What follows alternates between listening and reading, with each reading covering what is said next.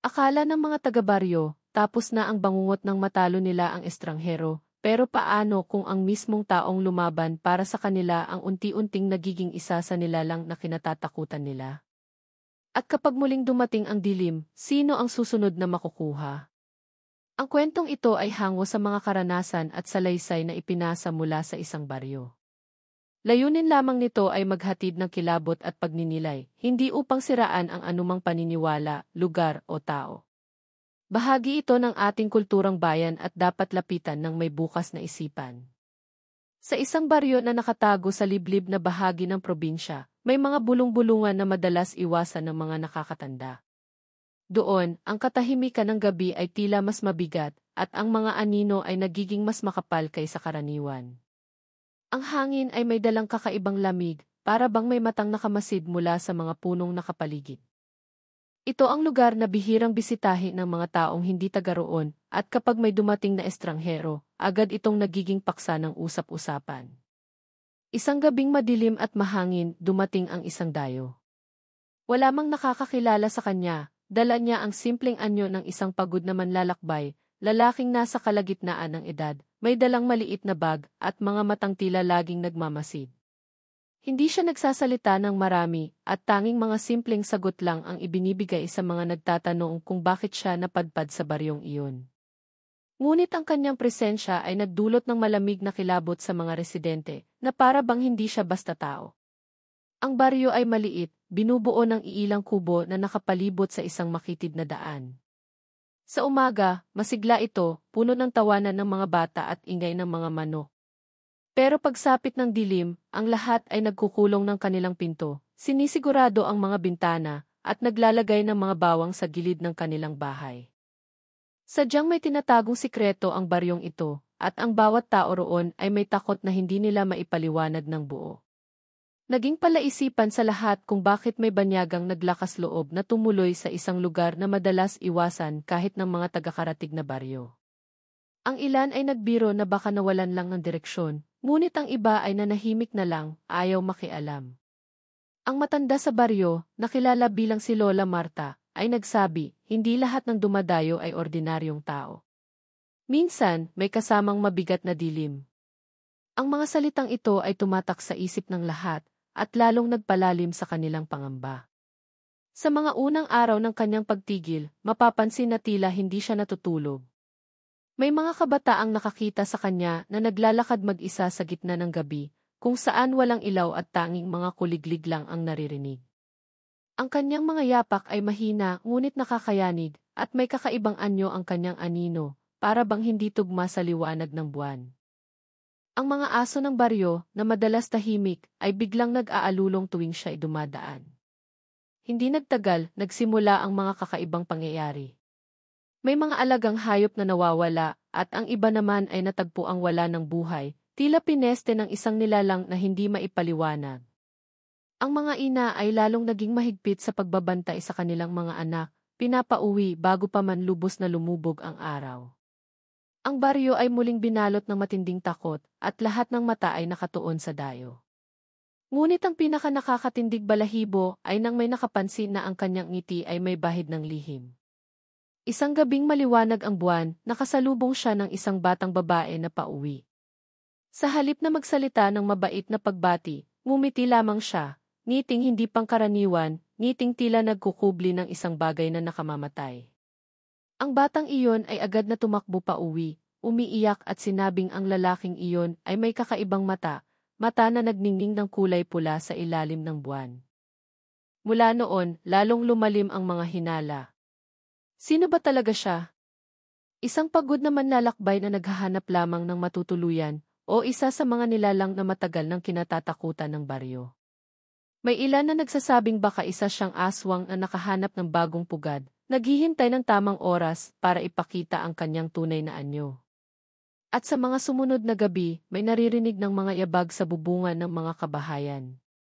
Ang mga batang dating payapang natutulog ay nagsimulang managinip ng masama, at sa kanilang kwento, iisa ang itsura ng nilalang na dumarating sa kanilang panaginip, ang mukha ng dayong dumating. Hanggang sa isang gabi, isang malakas na sigaw ang bumasag sa katahimikan ng baryo. Lahat ay nagising, ngunit walang naglakas loob na lumabas. Sa gitna ng dilim at malamig na hangin, ang mga anino ay tila gumalaw, at sa kabila ng sigaw ay narinig ang mahinang tawa. Isang tinig na mababa, nakapanghihilakbot, na parang nanggagaling hindi lang sa isa, kundi sa maraming bibig. Sino nga ba ang estrangherong iyon? At ano ang tunay niyang pakay sa baryo? Bago natin ipagpatuloy ang kwento, isipin mo ito, kung may dumating na di kilalang tao sa inyong tahimik na baryo, at dala niya ang isang misteryong hindi mo kayang ipaliwanag, susubukan mo ba siyang tanggapin? O tatakbuhan mo siya bago pa maging huli ang lahat? Sa mga sumunod na gabi matapos marinig ang nakakakilabot na sigaw, naging doble ang takot ng mga taga-baryo. Ang katahimikan na dati nagbibigay ng kapanatagan ay ngayon nagiging tila baon na pasanin. Bawat hampas ng hangin sa mga dingding ng kawayan ay parang may dalang banta. Ang mga bata, na dati mahimbing na natutulog, ay nagsisimula ng magising sa gitna ng gabi, pawis na pawis at umiiyak. Sinasabi nila na may mata raw na nakamasid mula sa labas ng kanilang bintana. Ang mga magulang naman, kahit pilit na pinapakalma ang kanilang mga anak, ay hindi rin maitatago ang panginginig ng kanilang mga kamay. Lalong naging palaisipan kung sino talaga ang dayo. Wala pa ring malinaw na paliwanag kung saan siya nanggaling. Ang ilan ay nagtangkang makipag-usap sa kanya tuwing umaga, ngunit parati itong mabilis na nagtatapos sa mababaw na usapan. Kapag tinatanong kung saan siya pupunta, simpleng sagot lamang ang ibinibigay niya, may hinahanap lang ako. Ngunit walang nakakaalam kung ano ang hinahanap niya. Si Lola Marta, ang matandang albularyo ng baryo, ay nagsimulang magbigay babala. Kung hindi siya tao, may dahilan kung bakit siya napunta rito, bulong niya sa ilang kapitbahay. Ngunit ang mas nakakatakot, ayon sa kanya, ay hindi raw ito basta naglalakbay, ay sinusundan daw itong bakas ng dugo. Walang nakakaintindi kung anong ibig niyang sabihin, ngunit lahat ay natutong umiwas lalo sa estranghero. Isang gabi, habang malakas ang buhos ng ulan, may batang lalaki na nagngangalang Tomas ang nagising sa kakaibang kaluskos sa kanilang bubong. Unay inakala niyang hangin lamang, ngunit nang mapansin niya na parang may mabigat na yapak, agad siyang napaiyak. Ang kanyang ama ay mabilis na lumabas dala ang masyete, ngunit nang buksan niya ang pinto, tanging malamig na hangin lamang at ang malakas na kulog ang bumungad. Ngunit bago niya maisara ang pinto, napansin niyang may basang yapak na tila mula sa matulis na kuko, patungo sa gilid ng kanilang kubo, at biglang naglaho sa lupaing basa ng ulan. Kinabukasan, kumalat ang balita. May mga baboy sa kabilang dako ng baryo ang natagpo ang patay, walang laman ang loob na parang sinipsip hanggang sa wala nang natira. Ang mga matanda ay nagkrus ng kanilang mga braso at nagsindi ng kandila. Alam nila kung anong nilalang lamang ang may kakayahang gumawa ng ganoon. Ngunit walang naglakas loob na banggitin ang salitang iyon, dahil para sa kanila, ang pagbabanggit sa pangalan ng nilalang ay maaaring mag-anyaya pa ng higit na kapahamakan. Habang patuloy na lumalalim ang gabi, ang presensya ng estranghero ay lalo pang nagiging mabigat. Tuwing siya'y makakasalubong ng mga tao, may kakaibang lamig na bumabalot sa paligid. Hindi ito lamig ng hangin kundi lamig na tila dumadaloy sa mismong kaluluwa. Minsan, nakita siya ng isang dalagang nagngangalang Lira na nakatayo lamang sa gitna ng daan, nakatitig sa malayo. Walang buwan noong gabing iyon, ngunit malinaw na nakita ng dalaga ang mga mata niya, mapupula, parang nag-aalab sa ilalim ng kadiliman. Nagtanong si Lira sa sarili kung siya ba'y namamalikmata lang, ngunit kinabukasan, nang ikwento niya ito sa kanyang mga kaibigan, pareho silang natahimik. Hindi dahil hindi sila naniniwala, kundi dahil sila man ay may nakita na. Ang isa ay nagsabing nakarinig siya ng halakhak na mababa mula sa puno ng mangga malapit sa kanilang bahay. Ang isa naman ay nakakita ng isang anino na gumagapang sa lupa kahit walang ilaw ng buwan. At sa tuwing babanggitin nila ang mga ito, iisa lamang ang pumapasok sa kanilang isipan, ang dayo. Ngunit higit na nakakapangilabot ang isang gabi nang mapansin ng mga tao na wala sa kanyang tinutuluyan ang estranghero. Ang maliit na kubo na pansamantala niyang tinirhan ay natagpo ang bukas ang pinto, at sa loob ay walang laman kundi ang kanyang bag na tila iniwan ng biglaan. Ang iba ay nagsabing baka tuluyan na siyang umalis. Ngunit bakit may mga nakarinig pa rin ng kanyang mga yapak sa paligid? At bakit may ilan na nakakita sa kanyang anino, gumagalaw sa mga bubungan sa kalagitnaan ng gabi? Lalo lamang lumalim ang misteryo at kasabay nito ang pangamba. Ang bawat araw na lumilipas ay nagdadala ng panibagong kwento ng kakaibang karanasan. Isang matandang babae ang nagising na may malalalim na galos sa kanyang braso na hindi niya maipaliwanag kung saan nanggaling. Isang bata ang biglang nagkasakit at tuwing gabi ay humihiyaw na parang may nakikita siyang hindi nakikita ng iba. At ang pinaka-nakakakilabot, isang lalaki ang nagsabi na nakita niya ang estranghero sa gilid ng kanilang bahay, ngunit nang lapitan niya, isang itim na aso ang tumakbo palayo, naglaho sa dilim nang hindi man lang naiwan ang bakas ng paa. Sa bawat kwento, lalong nabuo ang paniniwala na hindi basta tao ang kanilang panauhin. At habang dumaraan ang mga gabi, mas nagiging malinaw na may isang bagay na unti-unting nagbubukas ng pinto sa pagitan ng mundo ng tao at ng mga nilalang na matagal nang pinaniniwala ang umiiral sa dilim. At ngayong tila hindi na mapigilan ang sunod-sunod na kababalaghan, isa na lamang ang tanong ng lahat, hanggang kailan tatagal ang katahimikan ng baryo bago tuluyang magpakita ang tunay na anyo ng dayong dumating. Habang patuloy na lumilipas ang mga gabi, ang baryo ay tila unti-unting kinakain ng dilim. Hindi na lamang ito usap-usapan o mga panaginip ng mga bata, kundi malinaw na nararamdaman ng lahat ang bigat ng isang presensyang hindi nila maipaliwanag. Ang dating simpleng buhay ng mga magsasaka at mangingisda ay napalitan ng takot na hindi maalis kahit sa liwanag ng araw.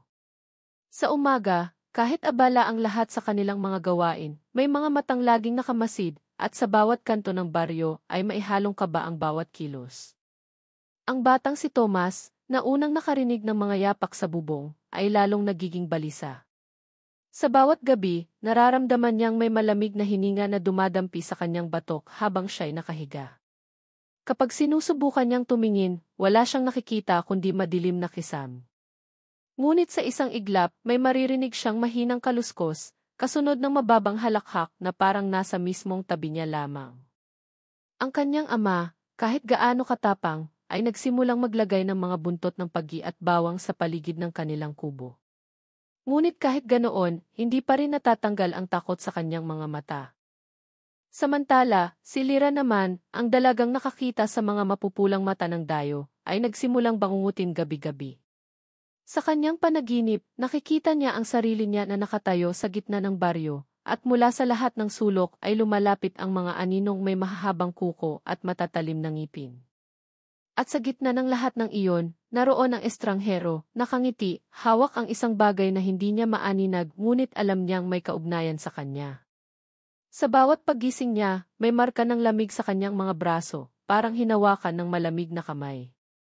Ngunit hindi lamang ang dalawang ito ang nakararanas ng kababalaghan. Ang buong baryo ay nagsimulang magdusa. Ang mga alagang hayop ay patuloy na naglalaho. May mga ingay na naririnig sa mga bukirin, mahahabang sigaw na tila galing sa isang nilalang na hindi hayop at hindi rin tao. Ang mga matanda ay nagsimulang mag-alay ng dasal gabi-gabi, nagsisindi ng kandila at naglalagay ng palaspas sa pintuan. Ngunit sa kabila ng lahat, parang mas lalo lang lumalapit ang dilim. Dito pumasok ang isa pang alinggaungaw, may nawawalang bata. Ang bunsong anak ni Mang Rogelio ay hindi na nakita mula ng gabing iyon. Unay inakala nilang natulog lamang sa bahay ng kamag-anak, ngunit nang mag-umaga, wala itong natagpuan saan man. Ang mga tao'y nagsimulang maghinala na baka may kinalaman ang estranghero. Ngunit nang puntahan nila ang kubo kung saan siya naninirahan, muli nila itong natagpo ang walang laman. Ang bag na iniwan dati ay wala na rin. Ngunit may isa silang napansin, isang lumang panyo na puno ng mansa ng dugo, na iwan sa gitna ng sahig. Nagalit si Mang Rogelio at nagsabing hahanapin niya ang dayo, kahit anong mangyari. Ngunit pinigilan siya ni Lola Marta, na nagsabi, kung haharapin mo siya ng walang pananggalang, hindi ka na makakabalik. Hindi siya basta tao. Ngunit ang pagkawala ng bata ay lalong nagpaigting ng takot at galit ng mga tao. Ang baryo ay halos mabaliw sa paghahanap ng kasagutan. Habang patuloy ang kaguluhan, isang kakaibang bagay ang napansin ng lahat. Ang mga aso ng baryo, na dati nag-aalulong tuwing dumadaan ang dayo, ngayon ay tahimik.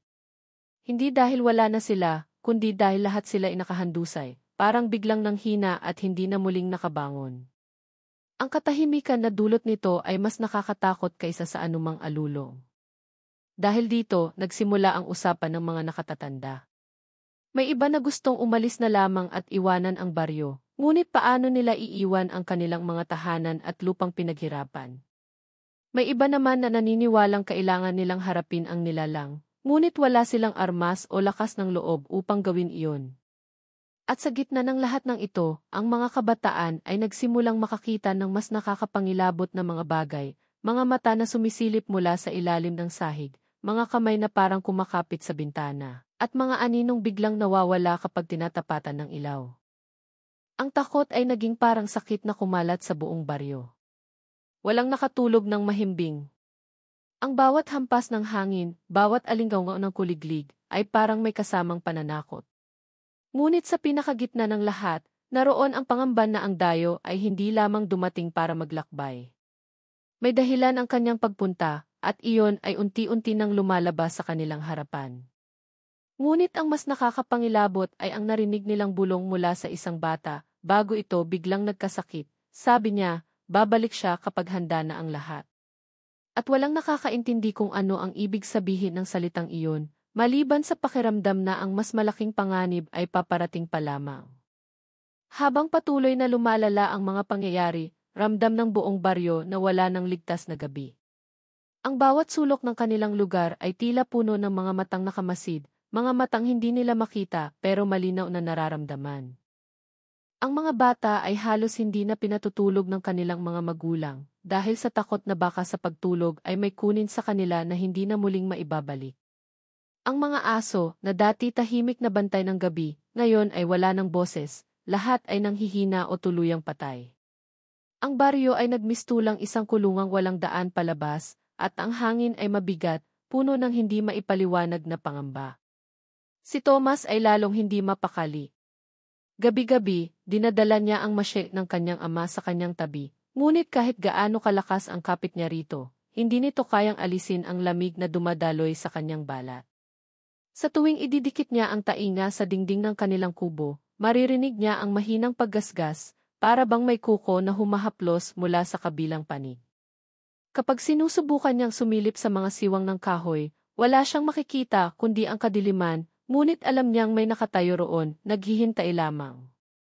Samantala, si Lyra ay nagsimulang makakita ng mas malinaw na mga imahe sa kanyang mga bangungot. Hindi na ito basta malalabong anino, ngayon ay malinaw niyang nakikita ang estranghero, nakatayo sa gitna ng baryo, hawak ang isang bata. Ang kanyang mga mata ay kumikislap ng pula, at ang kanyang katawan ay unti-unting nagiging mahaba at baluktot, parang hindi na ito tao. Ngunit sa tuwing magigising si Lyra, hindi siya makagalaw. Ang kanyang dibdib ay mabigat, parang may nakadagan, at sa gilid ng kanyang paningin ay may hugis ng isang tao na nakayuko sa kanya, nakangiti-ngiti na parang tuwang-tuwa sa kanyang takot. Sa mga gabing walang buwan, lalong lumalala ang kanilang mga dinaranas. May mga bubong na tila tinatapakan mula sa labas. Ang mga dingding ng bahay ay biglang magagasgas, na para bang sinusubukan itong sirain. At may mga bulong na pumapasok sa kanilang pandinig, kahit nakasara ang kanilang mga tainga. Ang bulong ay paulit-ulit, mahina ngunit malinaw, narito na ako. Ang galit ni Mang Rogelio, na nawalan ng anak, ay lalong nag-apoy. Pinilit niyang hanapin ang estranghero, dala ang mga kasama, ngunit sa tuwing sinusundan nila ang mga yapak, palaging nagtatapos ito sa walang hangganang dilim ng gubat. Ang mga lalaking sumama sa kanya ay isa-isang umurong, dahil ang kanilang mga ilaw na dala ay kusang namamatay. Ang mga naririnig nilang sigaw mula sa kalaliman ng gubat ay tila hindi galing sa isa, kundi sa napakaraming nilalang. Kaya't ang lahat ay bumalik ng walang tagumpay, at si Mang Rogelio lamang ang nagpursige. Ngunit mula noon, hindi na rin siya muling nakita. Ang pagkawala ng bata at ngayon pati na si Mang Rogelio, ay lalo lamang nagdagdag sa sindak ng lahat. Walang sinumang naglalakas loob na lumabas kapag dumidilim na. Ang mga pinto ng bawat bahay ay mahigpit na nakakandado, ngunit kahit ganoon, pakiramdam ng lahat ay hindi sila ligtas. Sapagkat sa kalagitnaan ng gabi, may maririnig silang mga yapak na paikot-ikot sa paligid ng kanilang mga tahanan, mabagal ngunit mabigat, na parang may iniipon na lakas para sumalakay. Si Lola Marta, na matagal ng tahimik, ay nagsimulang magsabi ng mga kakaibang dasal. Ngunit kahit siya ay halatang kinakabahan, dahil minsan ay bigla na lang siyang titigil, nakatitig sa kawalan at sasabihing, hindi na siya nag-iisa. May kasama na siya. Walang nakakaalam kung sino ang tinutukoy niya, ngunit ang mga anino na nakikita ng mga tao sa gabi ay parang mas dumami na, gumagalaw ng mabilis, dumaraan sa tabi ng mga bahay at biglang nawawala. Sa puntong ito, malinaw sa lahat, hindi lang basta isa ang kanilang kinakaharap. At kung aswang man ang dayong iyon, hindi siya ordinaryo. Sapagkat ang kanyang presensya ay hindi lamang nagdadala ng gutom at lagim, tila ba may kasamang sumpa, na unti-unting lumulunod sa buong baryo. At sa pinakahuling gabi bago sumapit ang bagong buwan, may isang nakakita sa kanya muli. Isang binatang nagangalang Isko ang nakasilip mula sa bintana. Doon, nakita niya ang estranghero, nakatayo sa gitna ng daan, nakayuko, at tila may inaawit na hindi maintindihan. Ngunit ang lupa sa kanyang paanan ay unti-unting bumubuka, at mula roon ay may gumagapang na mga anino, kumakalat papunta sa iba't ibang kubo. Ang binata ay napaatras sa sobrang takot, ngunit bago niya maisara ang bintana, tumingin ang estranghero sa kanya at mumiti. Hindi na niya natandaan kung paano siya bumagsak sa sahig. Ang huli niyang narinig ay ang salitang bumulong sa kanyang tenga, ikaw ang susunod. Ang buong baryo ngayon ay nasa bingit ng pagkawasak, ngunit ang tanong na bumabagabag sa lahat ay nananatili, paano sila makakatakas kung ang mismong paligid nila ay hawak na ng dilim? Sa puntong inakala ng lahat na hindi na maaaring lumala pa ang sitwasyon, isang bagay ang nangyari na tuluyang nagwasak sa natitirang lakas ng baryo. Isang gabi, matapos ang kakaibang awit na narinig ni Isko mula sa estranghero, biglang nagbago ang ihip ng hangin. Ang malamig na simoy na dati parang humahaplos lang sa balat ay naging parang apoy na tumutusok sa kanilang mga dibdib. Ang bawat bahay ay nakaramdam ng biglaang bigat, para bang may bumaba na nilalang na mas mabigat pa sa anumang bangungot. Si Thomas, na lagi nang nagigising tuwing gabi, ay hindi na lamang nakakarinig ng kaluskos. Ngayon, malinaw niyang nararamdaman na may kamay na sumasayad sa kanyang kumot, dahan-dahang hinihila pababa. Nang pilit niyang kumilos, naramdaman niyang hindi siya makagalaw. Sa gilid ng kanyang mata, may aninong nakaupo sa paanan ng kanyang kama, mahaba ang buhok, maputla ang balat, at mga matang nakatitig lang sa kanya. Ngunit nang ibaling niya ang buong tingin, wala itong mukha. Si Lyra naman, na ilang gabi nang binabagabag ng panaginip, ay tuluyan ng nagising sa isang realidad na mas masahol pa sa kanyang mga bangungot. Nang magmulat siya ng mata, nakita niyang nakatayo sa loob ng kanilang kubo ang estranghero mismo.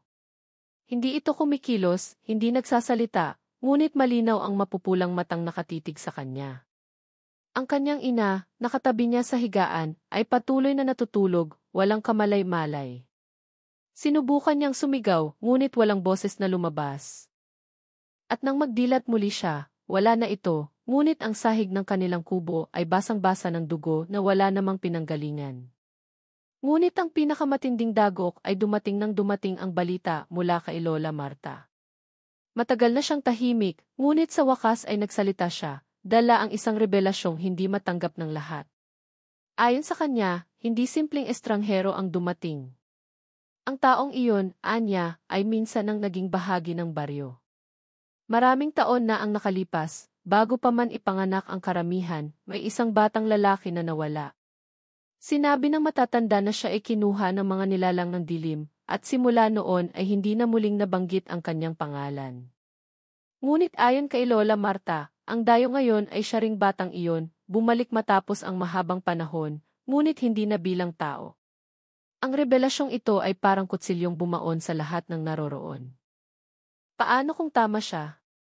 Paano kung ang estrangherong tinuturing nilang dayo ay dugo at laman ng kanilang sariling baryo, ngunit ngayon ay isa ng nilalang na hindi na nila matatawag na tao? Ang mga tao ay nagtatalo kung maniniwala ba sila, ngunit bago pa sila makapagdesisyon, isang kakaibang pangyayari ang nagpatibay sa mga hinala. Sa gitna ng gabi, sabay-sabay na bumukas ang lahat ng pinto ng mga bahay, kahit gaano pa ito nakakandado. Ang mga tao'y nagsisigawan, nagsisiksikan sa loob, ngunit walang nakikitang puwersang bumubukas ng mga ito. At sa bawat pagbukas, may malamig na hangin na pumapasok, may dalang bulong na paulit-ulit, bumalik ako. Isang matanda ang nahimatay sa takot. Ang mga bata ay halos hindi na humihinga sa kanilang pag-iyak.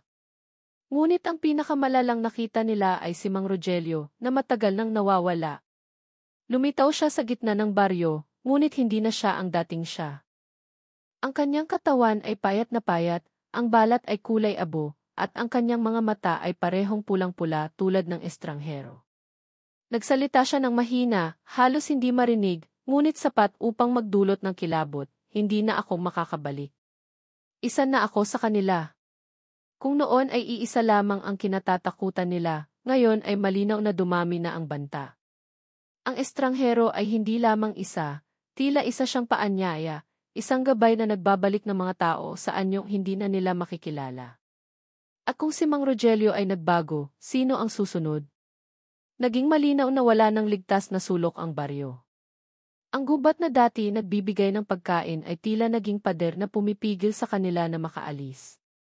Ang mga daan palabas ay naglalaho o kaya na may bumabalik lang sila sa parehong lugar kahit gaano pa sila maglakad. Para silang ikinulong sa isang walang katapusang bangungot na hindi na nila matakasan. Ngayon, si Tomas at si Lyra ay parehong nakaramdam ng isang bagay, hindi lang sila basta minamasdan kundi pinipili. At kung totoo ang sinabi ni Lola Marta, baka ang estranghero ay hindi lamang bumalik upang gumanti, baka bumalik siya upang isama silang lahat. Sa puntong ito, hindi na alam ng mga tao kung ano ang kanilang gagawin. Ang kanilang mga panalangin ay tila hindi na naririnig at ang kanilang mga katawan ay unti-unting nanghihina sa takot. Ang tanong ngayon ay hindi na kung paano nila tatapusin ang gabi, kundi kung makakabangon pa sila sa umaga. At para sa iyo, tagapakinig ng kwentong ito, ano ang gagawin mo kung ikaw ang nasa kalagayan nila? Mananatili ka bang nakatago, umaasang hindi ka mapapansin, o lalabas ka upang harapin ang nilalang na dati tao rin? Sa palagay mo ba, may pagkakataon pang makaligtas ang ating mga bida, o ito na ang katapusan ng kanilang baryo? Ang gabi ay naging tila walang katapusan. Ang mga alulong ng aso, ang mga iyak ng bata, at ang malamig na hanging dumadaloy sa bawat siwang ng mga kubo ay nagsasanib upang lumikha ng isang alingaungaw na hindi na kayang tagalan ng mga tao. Si Tomas, na nooy nanginginig pa sa takot, ay napilitang humawak ng gulok. Hindi dahil naniniwala siyang kaya niyang ipagtanggol ang sarili, kundi dahil wala na siyang ibang magagawa. Ang kanyang mga matay nagliliyab sa galit at takot habang pinagmamasdan ang estranghero sa gitna ng baryo, kasabay si Mang Rogelio na wala ng anyong makatao. Si Lyra ay yakap-yakap ang kanyang ina, pilit na pinapakalma ang sarili kahit ang kanyang buong katawan ay nanginginig. Ngunit nang magsimulang lumapit ang estranghero, hindi na siya nakatiis. Bakit niyo ginagawa ito? Sigaw niya, kahit na alam niyang walang saysay ang kanyang tanong. Ang estranghero ay ngumiti, isang ngiting malamig, walang kaluluwa. Hindi ako ang pumili. Kayo ang pumili para sa akin, noong iniwan ninyo ako noon. Biglang lumapit si Mang Rogelio, nanginginig ang mga kamay, at sa halip na umatake, siya'y parang humihingi ng tulong. Patayin niyo ako bago pa ako tuluyang maging isa sa kanila. Ang kanyang boses ay parang basag na palayok, mahina ngunit puno ng pagmamakaawa. Ngunit bago pa makalapit ang sinuman, isang itim na anino ang biglang bumalot sa kanya. Ang kanyang sigaw ay umalinggaw sa buong baryo, at nang ito'y matapos, wala nang natira kundi abo sa hangin. Ang mga tao'y nagsigawan, nagsitakbuhan, ngunit bawat sulok ng baryo ay sinasarhan ng mga aninong parang buhay. Ang daan palabas ay nilalamo ng kadiliman, at kahit anong pilit na pagtakas ay bumabalik lang sila sa gitna ng baryo. Doon, nakatayo pa rin ang estranghero, mas matangkad na ngayon, mas nakakatakot, at ang kanyang mga mata ay naglalagablab na parang apoy. Si Lola Marta, sa kabila ng kanyang kahinaan, ay tumindig at humarap sa estranghero. Kung totoo nga na isa ka sa atin noon, ako ang dapat na humarap sa iyo. Ako ang nagdala ng lihim na ito. Ako ang nagtago ng iyong pangalan. Nanginig ang kanyang kamay habang itinaas niya ang isang lumang anting-anting, tila huling sandata laban sa nilalang nakaharap. Ngunit bago niya ito magamit, inabot siya ng estranghero sa liig at binuhat na parang wala siyang bigat. Ang matanday humiyaw at sa isang iglap tumigil ang kanyang sigaw. Ang kanyang katawan ay nahulog na parang tuyong dahon, walang buhay. Ang lahat ay tuluyang nabalot ng takot, ngunit dito nakaramdam si Tomas ng kakaibang tapang. Sumugod siya, itinaas ang gulok at buong lakas na inatake ang estranghero. Ang bawat hampas niya ay tumatama, ngunit tila walang epekto. Ang dugo niya ay bumubukal sa bawat sugat na natamo niya mula sa mga aninong sumusugod, ngunit hindi siya tumigil. Hanggang sa isang hampas, nagmarka sa dibdib ng estranghero at doon lang ito bahagyang umatras. Hindi ka makakabalik dito. Hindi ka na namin tatanggapin, sigaw ni Tomas, habang halos mawalan ng hininga. Ngunit mumiti lamang ang estranghero, at mula sa sugat na iyon, hindi dugo ang lumabas kundi usok na itim, gumagapang pababa sa lupa at bumabalot sa mga paa ni Tomas. Unti-unti, naramdaman niyang hinihila siya nito, para bang gusto siyang gawing bahagi ng kadiliman. Sumigaw siya, pilit na lumalaban, ngunit ang kanyang katawan ay halos bumigay na. Sa gilid, si Lyra ay nakakita ng nag-iisang kandila na hindi pa namamatay, nakasindi sa altar ng kanilang bahay. Sa desperasyon, kinuha niya ito at dali-daling tumakbo. Nang makita ng estranghero ang kandila, bigla itong umatras, at ang mga anino ay nagsimulang umurong. Sa huling lakas, itinulak ni Lyra ang kandila sa dibdib ng estranghero, kasabay ng sugat na binuksan ni Tomas. Isang malakas na sigaw ang umalinggaw-ngaw. Hindi lamang mula sa estranghero, kundi mula sa lahat ng aninong nakapalibot. Ang liwanag ng apoy ay lumaki, halos lamunin ang buong baryo, at sa isang iglap, naglaho ang lahat ng anino. Ang estranghero ay napaatras, ngunit bago siya tuluyang maglaho, iniwan niya ang huling mga salita, isa sa inyo ang susunod. At sa sandaling iyon, biglang natumba si Tomas, nanginginig ang katawan, at ang kanyang mga mata ay kumislap ng pula saglit bago muling bumalik sa dati. Napayakap si Lyra sa kanya, umiiyak, ngunit sa kanyang isipan ay kumikirot ang huling sinabi ng estranghero. Totoo bang ligtas na sila, o nagsisimula pa lamang ang mas matinding sumpa? Ang baryo ay nanatiling tahimik matapos ang lahat, ngunit ang bawat tao'y alam na hindi na sila magiging kagaya ng dati. Ang bangungot ay hindi lamang isang nilalang mula sa labas, baka ito'y nasa loob na rin nila, naghihintay ng oras upang magising muli. Ang liwanag ng kandila ay unti-unting naglaho, kasabay ng usok na naiwan mula sa katawan ng estranghero.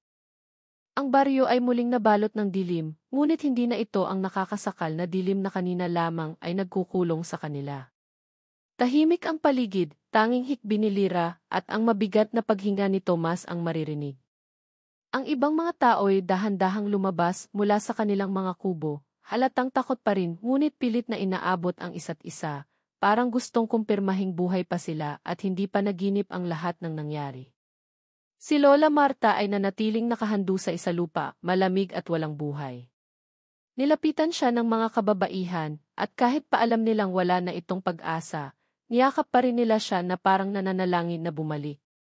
Si Tomas, na halos wala ng lakas, ay napaupo sa tabi ng lupa, pinagmamasdan ang sugat sa kanyang braso at dibdib. Ramdam niya ang kirot, ngunit higit pa roon ay ang bigat ng mga salitang iniwan ng estranghero, isa sa inyo ang susunod. Hindi niya alam kung dahil sa pagod, o sa mismong sumpa, pero ramdam niya ang kakaibang init na gumagapang sa kanyang mga ugat. Napansin ni Lyra ang paminsan-minsang pamumula ng kanyang mga mata at agad siyang lumapit, hinawakan ang kanyang kamay. Hindi kanya madadala, Tomas. Naririto ako. Naririto tayo, pabulong niyang sinabi, tila para kumbinsihin hindi lamang si Tomas kundi pati ang kanyang sarili. Ang baryo ay magdamag na nagtipon sa gitna, walang naglakas loob na bumalik sa kanilang mga higaan. Ang mga matatanda ay nagsalita ng mga lumang panalangin, pinagsama ang mga dasal sa bawat direksyon, umaasang ang kanilang tinig ay makarating sa kung sinumang nakikinig. Ang iba na may nag-alay ng mga kandila sa gitna ng baryo, at doon nila inilapag ang katawan ni Lola Marta, bilang tanda ng kanilang pagkilala at huling pagrespeto. Habang dumaraan ang mga oras, tila unti-unting bumabalik ang normal na katahimikan ng paligid. Ang mga kuliglig ay muling nag-ingay, ang hangin ay nagdala ng amoy ng sariwang lupa, at kahit ang mga alagang hayop ay lumabas muli mula sa kanilang mga taguan. Ngunit sa kabila ng lahat ng ito, ang bigat ng gabing iyon ay nakaukit na sa kanilang alaala. Kinabukasan, habang papasikat ang araw, nagsimula na silang magpasya kung ano ang dapat gawin. May ilan na nagsabing panahon na upang lisanin ang baryo, maghanap ng bagong lugar na malayo sa sumpang iyon. Ngunit may iba ring tumutol dahil iyon na lang ang tanging tahanan na alam nila. Naging mahaba ang pagtatalo at sa huli, napagdesisyonan nilang manatili, hindi dahil sa tapang, kundi dahil sa kawalan ng ibang pagpipilian. Si Thomas ay naging sentro ng usapan. May ilan na natatakot sa kanya dahil sila mismo ay nakasaksi ng kakaibang pagbabago sa kanyang mga mata. May ilan namang umaasa na siya ang magiging proteksyon nila kung sakali mang bumalik ang kadiliman. Ngunit kahit siya mismo ay walang kasiguraduhan sa sarili. Minsan ay nararamdaman niya ang malamig na bulong sa kanyang tenga tuwing siya ay mag-isa, mga tinig na hindi niya maintindihan ngunit nag-iiwan ng lagim sa kanyang dibdib. Isang gabi, habang ang lahat ay tulog, nagising si Lyra at nakita si Thomas na nakatayo sa gilid ng baryo, nakatingin sa kawalan. Dahan-dahan siyang lumapit at tinanong, "Ano ang tinitingnan mo?" Hindi sumagot si Thomas, ngunit ninisan siya ng malungkot. Parang naririto pa rin siya nakabantay. At sa mismong sandaling iyon, isang malamig na hangin ang dumampi sa kanilang balat, at sa malayo, may nakita silang aninong dumaan, kasing bilis ng hangin at tuluyang naglaho. Kinabukasan, ibinahagi ni Lyra ang nakita niya, ngunit marami ang hindi naniwala. Marami ang gustong paniwalain ang sarili na tapos na ang lahat, na ang kanilang bangungot ay natuldukan na. Ngunit sa bawat araw na lumilipas, may mga kakaibang pangyayari pa ring nagaganap. May mga hayop na biglang nawawala. May mga sanggol na umiiyak sa 10 oras ng gabi, kahit walang malinaw na dahilan. At minsan, may mga tao ring nananaginip ng parehong mukha, ang estranghero, nakangiti, nakamasid. Sa huling gabi ng kwento, habang nagsisimula ng bumalik sa kinormal ang lahat, nagtipon muli ang mga tao para magdasal. Pinilit nilang maging mas matatag, pinilit nilang kalimutan ang takot. Ngunit habang ang lahat ay abala sa panalangin, nakaupo si Thomas sa gilid, hawak ang kanyang sugat na hindi pa rin tuluyang naghihilom. At doon, naramdaman niyang muling kumislap ang kanyang mga mata, saglit lamang, ngunit sapat upang makita ito ni Lyra na nakaupo sa kanyang tabi. Nagkatitigan sila at sa mata ni Lyra ibakas ang hindi masabi, takot man o awa, hindi malinaw. Ngunit bago siya makapagsalita, isang malakas na alulong ng aso ang gumising sa lahat. Kasunod nito, isang iyak ng sanggol ang pumunit sa katahimikan ng gabi, ngunit ang nakakakilabot, walang sanggol sa baryong iyon. At doon nagtapos ang kanilang dasal, naputol ng katahimikan at pangamba. Ang tanong, tapos na nga ba ang lahat, o nagsisimula pa lamang ang mas masahol na gabi? Mga kaibigan, kung kayo ang nasa baryong ito, iiwan niyo ba ang lahat at tatakas, o mananatili kayong lumaban hanggang sa huli? Ano sa tingin ninyo ang mangyayari kay Thomas? Maililigtas pa ba siya, o siya na ang magiging susunod na kalaban? Ibahagi niyo ang inyong mga iniisip sa komento, at sabihin kung nais niyo bang marinig ang kasunod ng kwento. Dahil sa baryong ito, ang takot ay hindi natatapos, minsan, nagsisimula lamang ito sa isang bisita.